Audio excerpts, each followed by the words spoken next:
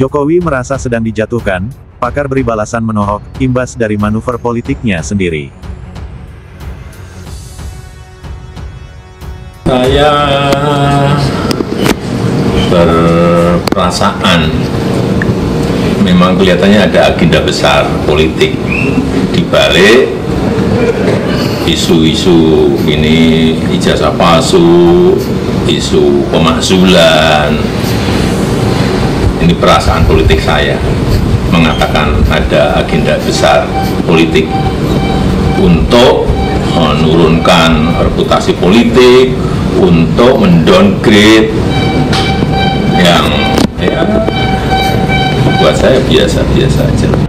Awalnya kami itu tidak akan mengundang atau tidak akan membahas soal ijazah palsu. Tapi kasus ini bergulir, Pak Jokowi lapor langsung, dan kami undang juga Prof. Hamid ke sini. Karena kita ingat, Pak Jokowi saat dituding PKI, bukan Muslim, antek asing, bergeming, diam, nggak komen. Cina khususnya. Tidak berkomentar, tidak dianggap serius. Tapi saat dibilang ijazah palsu, melapor ke polisi, bahkan melapor langsung datang ke Polda Metro Jaya. Bagaimana Prof. Hamid membaca ini? Kaget nggak? Saya tidak kaget. Kenapa nggak kaget? Memang gayanya Pak Jokowi. Gayanya maksudnya gimana? Gayanya senang playing victim. Seolah-olah dijolimi kan. Kenapa bisa membaca ini? Gini. Ini sensitif sekali soal ijazah. Kenapa dianggap sensitif? Bukannya ini remeh-temeh, quote and quote, soal Gini, ijazah? karena kalau memang terbukti dia ijazah palsu, maka dia bisa dikategorikan membohongi seluruh rakyat Indonesia. Apa pokoknya? Ya, kalau terbukti, kalau ya, dia pakai ijazah itu untuk mendaftar menjadi calon presiden kan? Dan ketika dia diproses menjadi presiden kan, seluruh rakyat Indonesia kan yang memilih dia, artinya dia bohongin rakyat Indonesia. Kalau terbukti, pertanyaan saya sekarang adalah kenapa baru sekarang? Ini kan soal ijazah, tudingan ijazah palsu ini bukan baru beberapa bulan terakhir. 2018 kalau saya nggak salah sudah mulai ada yang menyoal. 2019. Kenapa? Itu dipakai, dipelihara isu ini, ya, seolah-olah dia dijolimi. Nah, kulminasinya ingin dia buktikan bahwa kalian salah. Kalau ijazah palsu, tudingan ijazah palsu terbukti bahwa itu salah, maka dia berpersepsi tudingan-tudingan lain otomatis salah juga. Itu cara berpikir dia. Ini asumsi saya ya. Asumsi Prof. Sebenarnya bukan asumsi saya, keyakinan saya seperti itu. Ini game yang dia mainkan. Kenapa bisa yakin, Prof? Ya melihat gaya beliau. Gaya beliau kan suka memelihara nama di pentas kan. Meskipun sudah selesai presiden, tetap saja kan dia berbuat sesuatu agar dia mentas terus di panggung publik melalui publikasi media massa. Ketika Pak Jokowi menyatakan itu, ya berarti dia situ seorang politisi. Memang sudah pasti ada kepentingannya menyatakan itu. Tapi kita kan memang melihat faktanya, ya beberapa bulan terakhir ini bahkan jauh sebelumnya hingga saat ini memang banyak sekali isu-isu yang menyerang Pak Jokowi. Yang dia sebut ada dua itu memang itu yang lagi lagi hangat sekarang, ijazah palsu dan pemakzulan Gibran. Dan kita juga sering lihat di publik, ya orang-orang yang aktif, ya menggunakan isu itu orangnya itu aja. Ya misalnya ijazah palsu, ya Roy Suryo, misalnya Dr. Tifa. Nah, ketika di pemakzulan juga itu juga, ya kemudian ketika ijazah palsu agak down, nah yang ini dukung yang ini. Jadi itulah yang disampaikan oleh Pak Jokowi, kenapa dia sebut dua isu itu yang paling hangat. Nah tetapi kan banyak, ya Bobi aja diserang, orangnya itu juga. Ya. Berarti ini berdasar ya Bang ya, bukan cuma dugaan ya? Sangat berdasar, semakin banyak isu negatif yang dilontarkan menyerang Pak Jokowi dan keluarga, maka posisi politik Pak Jokowi akan semakin rentan, baik terhadap lawan politik, ya kelompok kepentingan, termasuk faksi yang hari ini satu koalisi misalnya. Pertama, tingkat serangan politik itu mungkin bagi dirinya sudah terlalu besar. Yang kedua, daya tahan dan imunitas politik itu kian menurun seiring dengan tidak ada lagi kendali kekuasaan terhadap organ-organ kekuasaan untuk bisa dikendalikan dalam rangka untuk melawan ya agitasi-agitasi politik yang hari ini banyak beredar di tengah masyarakat. Itu sekaligus menurunkan dua hal ya. Imunitas kesehatan beliau menurun, sekaligus imunitas politiknya menurun drastis. Dan ini konfirmasi bahwa memang ada masalah dari besar. Mana imunitas politiknya menurun drastis, Mas Ahmad? Ya kita lihat dari sisi bahwa hari ini Jokowi sampai baper kan, nggak pernah dia bawa perasaan politik, dan perasaan politik itu biasa saja. Dia 10 tahun dikritik secara keras itu biasa saja menghadapinya, bahkan masih guyon-guyonan. Ada masalah besar satar gitu, itu tapi masih bisa begitu. Kan berbeda saat itu sebagai kepala negara, sekarang sudah tidak. Nah justru dan bahkan itu laporan polisi sudah bisa dilakukan. Justru itu dia bisa lapor, tapi laporannya tidak bisa sesingkat seperti kasus Gus Nur dan Bambang Tri, karena organ kekuasaan tidak lagi dikendalikan oleh Jokowi. Ini yang membuat dirinya baper begitu. Dan paling penting ya, kalau saya kira ada pepatah yang layak untuk diberikan kepada saudara Jokowi, itu buruk muka cermin dibelah. Artinya kalau hari ini ada orang yang ingin mendowngrade, siapa yang mau mendowngrade? Ijazah palsu misalnya, ingin mengagitasi dengan kasus ini agar lebih downgrade. Justru yang mendowngrade dalam kasus ijazah palsu dia sendiri. Kalau dia ingin menaikkan marwahnya sebagai seorang negarawan, punya jiwa kesatria, ingin menyelamatkan anak bangsa dari perseteruan akibat ijazah palsu, tunjukkan ijazahnya. Dan tidak ada loh pelanggaran hukum di negeri ini untuk menunjukkan ijazah asli kalau dia punya sikap negarawan dan ingin membangun reputasi bahwa dia memang seorang negarawan. Nah ketika dia memilih kasus ini lewat hukum, dan panjang loh, sidangnya saja bisa 6 bulan yang saya lakukan di Solo, belum lagi ada banding, ada kasasi, berarti dia sendiri yang sengaja memasukkan kasus ini untuk mendowngrade dirinya. Kenapa? Karena orang kalau dipersoalkan secara hukum, misalkan Roy Suryo yang lainnya dianggap fitnah, pencemar, pasti melawan lah untuk melindungi harga diri, marwahnya. Karena apa? Karena dia tidak pernah merasa melakukan pencemaran, tapi melakukan satu penelitian terhadap produk yang dia yakini ini palsu. Nah, tinggal saja kalau memang tidak palsu, mana buktinya? Tidak perlu baper sana kembali statement perasaan politik saya ini sedang ada yang ingin mendowngrade diriku dan seterusnya. Ya dia sendiri yang mendowngrade dirinya. Dalam gelar perkara disimpulkan, ditemukan ya, hasil penyelidikan sudah ditemukan dugaan peristiwa pidana sehingga perkaranya ditingkatkan ke tahap penyidikan.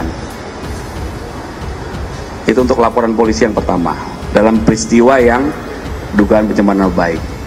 Jadi ada 2 peristiwa besar. Yang pertama pencemaran nama baik itu ada pelapornya, itu naik penyidikan. Kelompok kedua penghasutan dan undang-undang ITE, 3 laporan naik penyidikan, 2 laporan akan segera diberikan kepastian hukum karena pelapornya mencabut laporan polisi dan tidak hadir dalam undangan klarifikasi. Kuasa hukum Roy Suryo, Ahmad Hosinuddin, kecewa karena selama gelar perkara tak dilibatkan. Ya, ada gelar perkara dulu di mana para pihak yang berkaitan dengan proses itu dilibatkan ya dalam proses yang kemudian hasilnya ditingkatkan menjadi penyidikan. Artinya harusnya klien kami yang memang sudah menjadi terlapor di laporan Polda Metro Jaya ini dilibatkan, setidaknya kuasa hukum dilibatkan untuk dijelaskan kepada penyidik tentang tahapan, proses dan prosedur, termasuk substansi kenapa ditingkatkan dari penyelidikan menjadi penyidikan. Peristiwa pidana apa sih yang kemudian ditemukan unsur-unsurnya terpenuhi oleh penyidik di Polda Metro Jaya? Peningkatannya ya status penyelidikan menjadi penyidikan begitu cepat kilat tanpa menunggu proses yang ada di Barreskrim melalui Biro Wasidik, bahkan tanpa menunggu adanya putusan pengadilan yang berkekuatan hukum tetap. Penetapan status penyidikan oleh polisi dinilai sudah terpenuhi untuk menetapkan tersangka. Yang paling kuat itu UGM sudah mengatakan ijazahnya asli, itu yang pertama. Yang kedua, lab for Barreskrim juga. Nah, ini yang dinamakan kebenaran formin atau legal truth. Dan sistem pembuktian di Indonesia ini, mohon maaf, rendah memang. Fokusnya adalah kepada 2 alat bukti, kuantitas. Dan ini sudah terpenuhi, bukan hanya untuk melakukan penyidikan, tapi juga menetapkan tersangka. Nah, tetapi ini sekarang dilakukan dengan hati-hati, dengan step by step, begitu. Nah, persoalannya siapa nanti jadi tersangka itu tinggal waktu. Jadi kalau sudah ada udah pasti nih ada kejahatan, ya polisi sudah menganggap ada kejahatan, tinggal mencari siapa yang jahat. Dan dengan bukti-bukti itu sederhana saja mencari siapa yang jahat.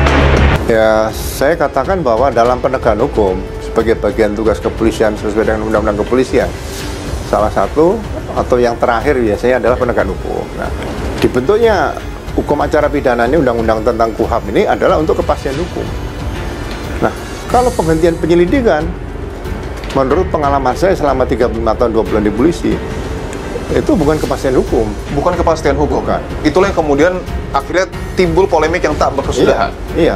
Oke. Artinya apa yang saya ingin sederhanakan, artinya apa yang kemudian disampaikan oleh Dirtipidum pada tanggal 22 Mei yang lalu seharusnya tidak menghentikan penyelidikan. Ya, seharusnya karena sudah diterima laporan itu, ya beda. Kalau dikatakan Dumas itu, ini masyarakat kadang-kadang juga masih rancu. Apa beda laporan polisi Dumas, LI dan sebagainya. Jadi di reserse tidak ada Dumas. Dumas itu biasanya ke Irwasum atau ke Propam. Bukan dalam rangka penyidikan tidak pidana.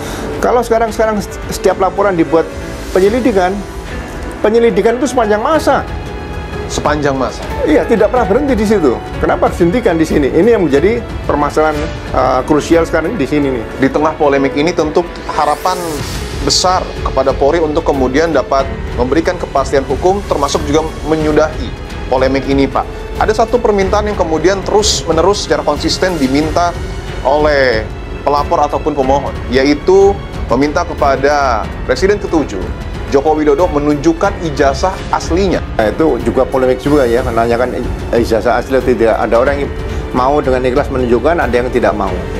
Bagi saya kaitan dengan ijazah palsu ini, atau siapapun yang diduga memiliki ijazah palsu, jangan langsung diproses pada orang yang diduga memiliki ijazah palsu.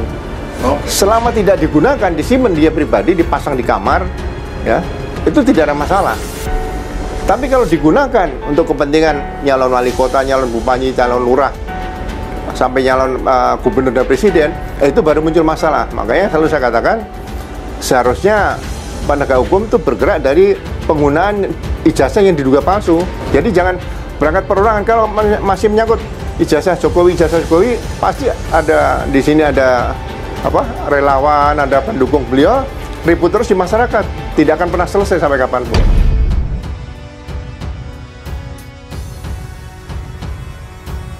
Pakar politik, sekaligus Direktur Eksekutif Indonesia Political Opinion (IPO), Deddy Kurniasyah menilai pernyataan Presiden ke-7 Joko Widodo atau Jokowi yang merasa sedang dijatuhkan reputasi politiknya, tak bisa dipisahkan dari manuver politiknya.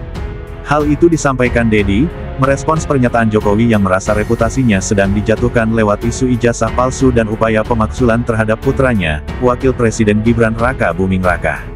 Kondisi ini tidak dalam mendowngrade Jokowi, tetapi imbas manuver politik Jokowi yang memang buruk, kata Deddy saat dihubungi pada Senin tanggal 14 Juli tahun 2025. Sebagaimana diketahui, Jokowi melakukan manuver politik menjelang dirinya lengser setelah 10 tahun berkuasa. Dia berpaling dari PDIP, dan mengusung putranya Gibran mendampingi Prabowo Subianto pada Pilpres 2024 lalu. Majunya Gibran juga tak kalah menuai kritik. Gibran awalnya tidak memenuhi syarat usia sebagai calon wakil presiden. Gibran akhirnya bisa melenggang setelah adanya putusan Mahkamah Konstitusi yang mengubah batas usia pencalonan presiden dan wakil presiden. Putusan MK itu pun kontroversial, karena proses putusannya dipimpin Anwar Usman yang tak lain paman Gibran, atau ipar Jokowi. Deddy mengamini bahwa kedua isu tersebut bermuatan politis yang bertujuan menjatuhkan reputasi Jokowi sebagai tokoh politik. Deddy menilai terdapat alasan mengapa isu ijazah palsu tersebut terus menguat. Karena Jokowi memang membuka peluang dituduh miliki ijazah palsu karena tidak adanya bukti keasliannya, padahal Jokowi menggunakan ijazah yang sama saat mendaftar di KPU Surakarta, Jakarta dan Nasional. Artinya, Jokowi juga tidak memiliki bukti soal keaslian ijazah itu, jelas Deddy. Begitu pula dengan upaya pemaksulan Gibran, konsekuensi dari cara yang ditempuhnya untuk menjadikan putranya sebagai wakil presiden. Artinya Jokowi miliki sejumlah alasan untuk didesak pada dua hal itu, tuduhan ijazah palsu dan pemaksulan Gibran, kata Deddy. Sebagaimana diberitakan sebelumnya, Jokowi merasa ada upaya untuk menjatuhkan reputasi politiknya.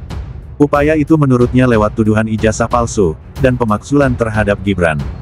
Saya berperasaan memang kelihatannya ada agenda besar politik di balik isu ijazah palsu, pemakzulan, kata Jokowi saat ditemui di Solo, Jawa Tengah, Senin, tanggal 14 Juli tahun 2025. Menurutnya tujuan dari rentetan isu itu sangat jelas, upaya sistematis untuk merusak reputasinya dan menggerus citranya di mata publik. Dia juga merasa ada skenario untuk menghapus warisan dan prestasi yang telah ia bangun selama 2 periode kepemimpinannya sebagai presiden. Perasaan politik saya mengatakan ada agenda besar politik untuk menurunkan reputasi politik untuk men-downgrade, terangnya. Namun demikian, Jokowi mengatakan dirinya tak khawatir. Buat saya biasa-biasa saja, termasuk itu, pemakzulan, isu ijazah palsu, pemakzulan Mas Wapres saya kira ada agenda besar politik, ujarnya.